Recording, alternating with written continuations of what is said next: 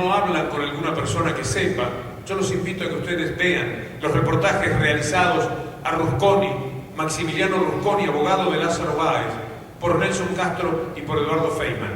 Y vean ustedes, escuchen ustedes lo que Maximiliano Rusconi, el abogado, dice de verdades que los dejan patitiesos a sus entrevistadores, porque hablan desde un lugar en el que ellos también han comprado la mentira.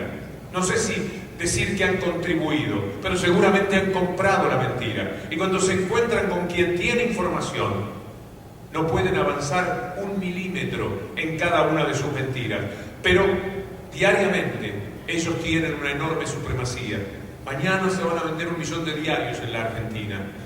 950.000 son de ellos, de Clarín y Nación, con los suplementos diarios gruesos así, gordos así, porque ellos tienen el papel barato, porque les conviene y porque además es la manera de estafar al Estado, el papel barato. No gana papel prensa, ganan ellos.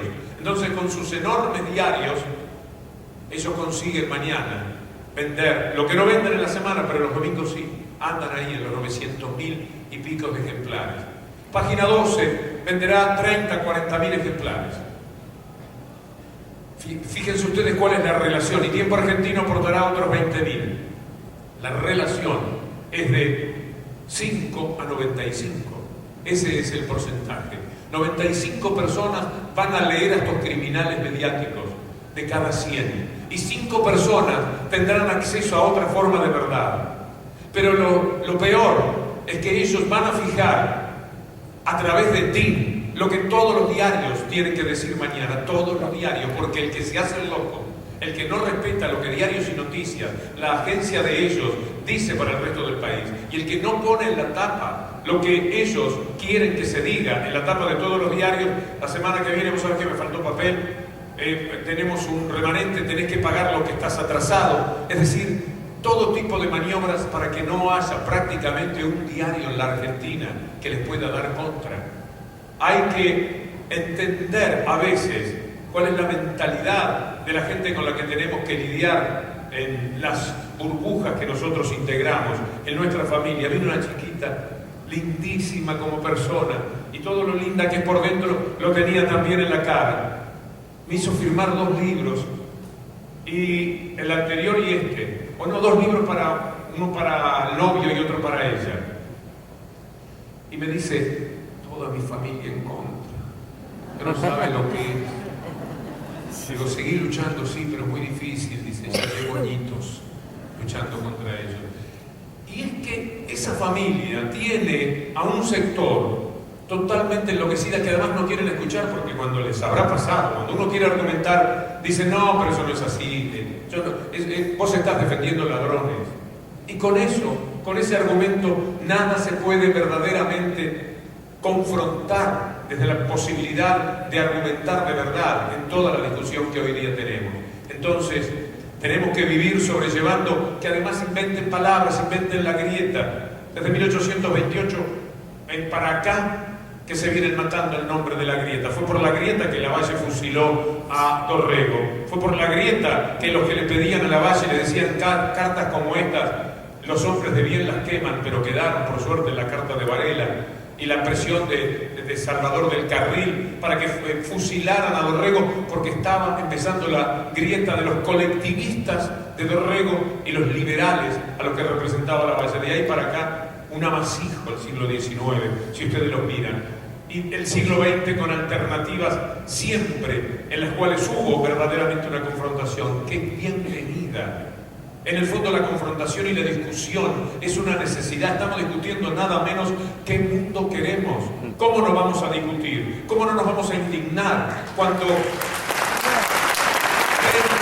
personas en este momento tienen el capital de 3.500 millones de personas en este mundo? Y esto se traslada en cada uno de los países a las élites dominantes, que todo se lo roban y que, adulterando la democracia, intoxicando la democracia, consiguieron nada menos que hacerse del gobierno. En la Argentina, porque no hay neoliberalismo sin traición, Y muchos, evidentemente, tuvieron que traicionarse para votar esta peste que nos está llevando por delante cada día con su proceder, con su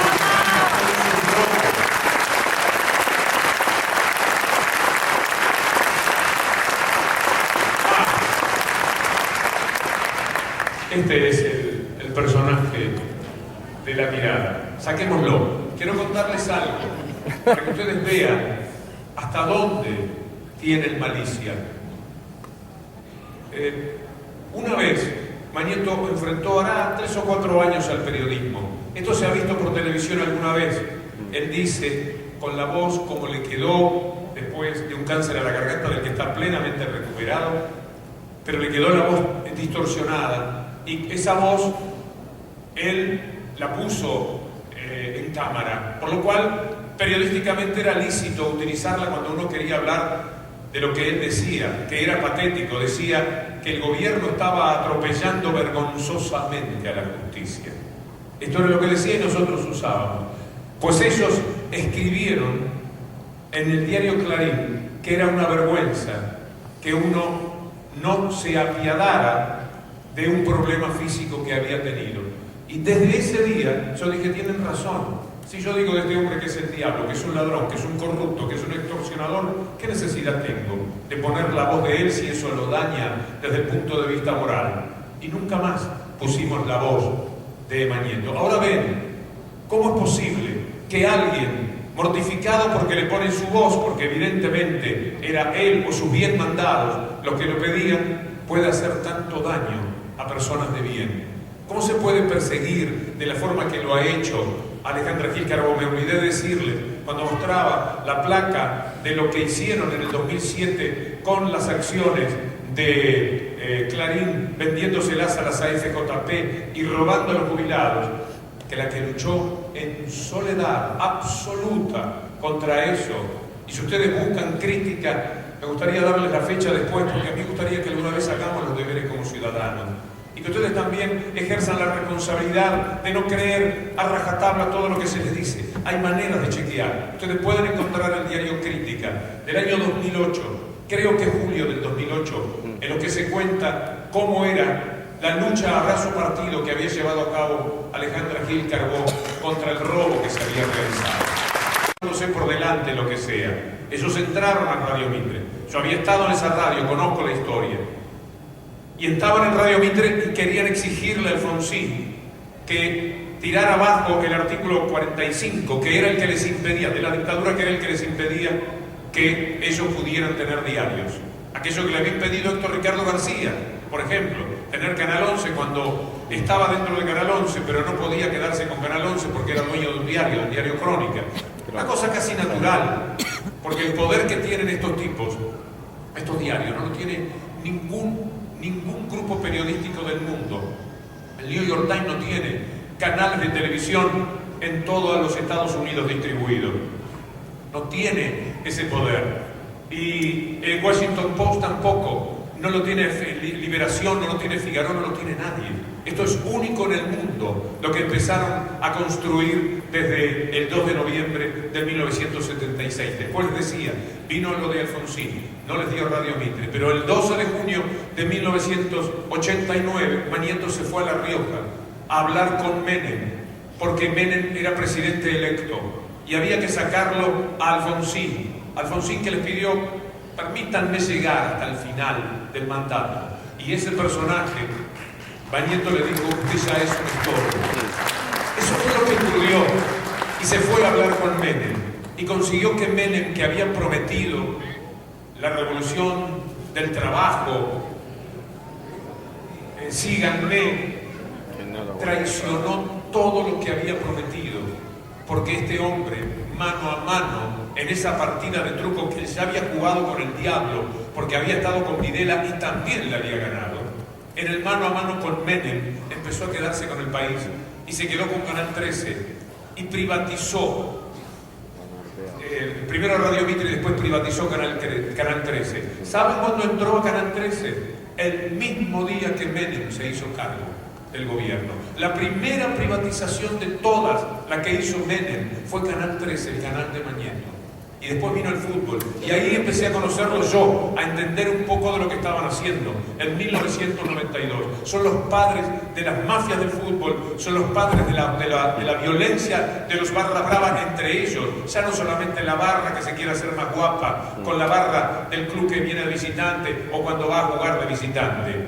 Empezaron las barras a pelearse porque se peleaban por el dinero corrupto que había dentro del fútbol, de dirigentes corrompidos que, como trabajaban para Clarín, para mantenerles los contratos eternos del fútbol y para ponerle un precio más bajo, que era lo que quería pagar Clarín, los protegía a esos dirigentes que permitían, para poder robar esos también, custodiados por este periodismo, corrompían el fútbol a través de las barras bravas. 1992 en adelante es que uno empieza a pelearlos, y ahí los empecé a conocer.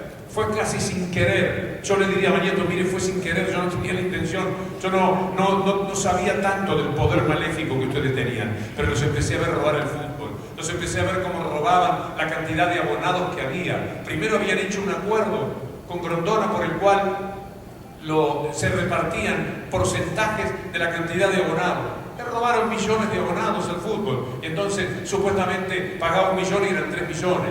Y le robaban 2 millones al fútbol. Y en algún momento alguien, me parece que fue Carlos Heller el que encabezó aquella pelea, empezó a decirles, no muchachos, vamos a por lo menos poner precios fijos. Y pusieron precios fijos del fútbol.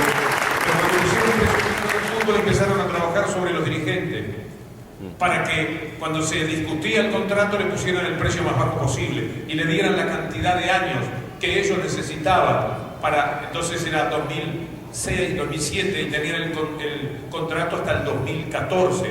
Ese contrato que se terminó en 2009 y que ahora ellos decían iban a hacer un juicio. Al mismo tiempo que se iban a quedar con el fútbol, porque los dirigentes, ellos pensaban que no iba a resistir y así fue, extorsionados. Ustedes consiguen hablar con algún dirigente de la AFA, si tienen algún contacto, cualquiera les puede contar cómo extorsionaron, no cualquiera, no al Canal 7 de Calamuchita, a la ESPN y a Mediapro. Los hostigaron, los extorsionaron y los acusaron de que venían a encarecerles el fútbol, porque claro, antes de la licitación en la que hicieron trampa los dirigentes y Clarín, el hecho de que, se acordarán ustedes, los que saben de fútbol, que la primera oferta era de 2.000 millones, habrán visto que terminó en 4.000 millones, de los cuales Clarín no pone absolutamente nada. Cuando terminen de pagar lo que aportaron ahora va a tener el 35% más o menos, como siempre, sin poner un solo centavo, pero les encarecieron el fútbol. Y esto determinó una extorsión pavorosa. Cualquier dirigente, o por lo menos cualquier dirigente de lo que estaba en la mesa chica, les puede decir por qué esta gente llegó evidentemente a mostrar cuál era el grado de extorsión que estaban padeciendo. Y cuando llegaron a la licitación daba ganador a ESPN con Mediapro.